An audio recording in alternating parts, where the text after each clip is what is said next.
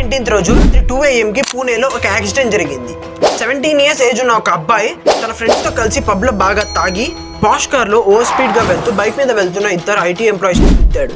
వాళ్ళు అక్కడికక్కడే చనిపోయారు. తర్వాత పోలీస్ ఆఫీసర్స్ వచ్చి ఆ అబ్బాయిని పోలీస్ స్టేషన్ కి తీసుకొని వెళ్లి 11 hours పాటు VIP ట్రీట్మెంట్ ఇచ్చారు. ఆ తర్వాత డ్రంక్ అండ్ డ్రైవ్ టెస్ట్ చేస్తే అందులో తను మందు తాగలేదని తెలిసింది. తనని అరెస్ట్ చేసిన 14 hours లోపే అక్కడి local MLA group of lawyers ని తీసుకొని వచ్చి ఆ అబ్బాయికి బెయిల్ ఇప్పించాడు. అది కూడా సండే రోజు. ఆ బెయిల్ యొక్క కండిషన్స్ ఏంటంటే ఆ అబ్బాయి యాక్సిడెంట్ మీద ఒక essay రాయాలి అండ్ 15 days పాటు ట్రాఫిక్ పోలీస్ తో వర్క్ చేయాలి. అంతేకాదు వాళ్ళ పేరెంట్స్ కోర్టుకి ఒక స్టేట్మెంట్ ఇవ్వాలి, ఇలాంటి తప్పు మళ్ళీ రిపీట్ కాదు అని. ఇక్కడతో అంతా అయిపోయింది అనుకున్నారు అందరూ. బట్ ఇక్కడ సీన్ రివర్స్ అయింది.